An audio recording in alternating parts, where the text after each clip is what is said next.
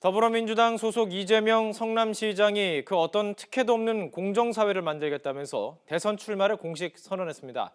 민주당 문재인, 국민의당 안철수 전 대표는 이틀째 호남 행보를 이어가면서 정면 승부를 펼치고 있습니다. 또 여권에서는 새누리당 박순자 의원이 탈당 뒤 바른정당 입당해서 설 연휴 전후로 2차 탈당 도미노가 이어지는 것 아니냐는 전망이 나오고 있습니다.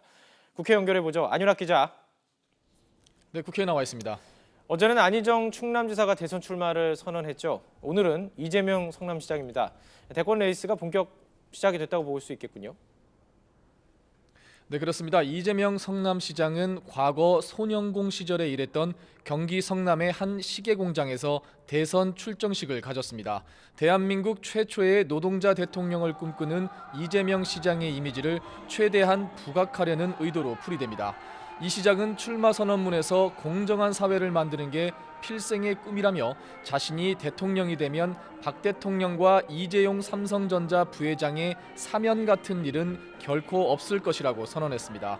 또 이 시대 최고 권력인 재벌 체제를 해체해야 한다고 주장하고 이재명식 뉴딜 성장 정책으로 함께 잘 사는 경제를 만들겠다고 다짐했습니다.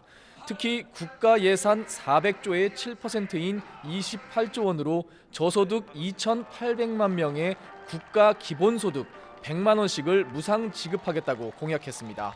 이 시장은 이어 국익 중심의 자주적 균형 외교를 강조한 뒤 한미 관계는 발전시키되 과도한 미군 주둔비는 축소 요구로 맞서고 경제를 해치는 사드 배치는 철회해야 한다고 주장했습니다. 문재인, 안철수 이 두 유력 대선 주자 어제부터 나란히 호남 일정을 소화하고 있죠. 네, 민주당 문재인 전 대표와 국민의당 안철수 전 대표가 오늘도 야권의 중심인 호남에서의 행보를 이어갑니다. 먼저 문재인 전 대표는 오전에 광주 전남 언론포럼 초청 토론회에 참석했습니다. 문 전 대표는 이 자리에서 반기문 전 유엔 사무총장을 필두로 한 이른바 제3지대 빅텐트론과 관련해 빅텐트론은 어떻게 포장해도 정권 교체가 아니고 새누리당 정권의 연장이라고 비판했습니다. 문 전 대표는 잠시 뒤 전남 나주 혁신도시로 이동해 호남 지역의 대표 공약을 제시한다는 계획입니다. 국민의당 안철수 전 대표는 전남 지역 언론인 간담회를 진행했습니다. 안 전 대표는 새누리당이든 바른정당이든 박근혜 정부를 도운 세력은 대통령을 꿈꿀 자격이 없다고 비판하고 이번 대선은 문재인 대 안철수의 대결이라고 거듭 강조했습니다. 안철수 대표는 오후에는 목포 동부시장을 방문해 설 인사를 하고 신안, 무안, 화순, 나주 등 전남 지역을 누비며 지역 인사들을 만날 예정입니다. 여권 소식도 알아보겠습니다. 먼저 새누리당 박순자 의원이 오늘 탈당한 뒤에 바른정당 입당을 선언했죠. 네, 그렇습니다. 애초 지난해 12월 비박계 탈당자 명단에 이름을 올렸던 박순자 의원이 오늘 탈당을 공식 발표했습니다.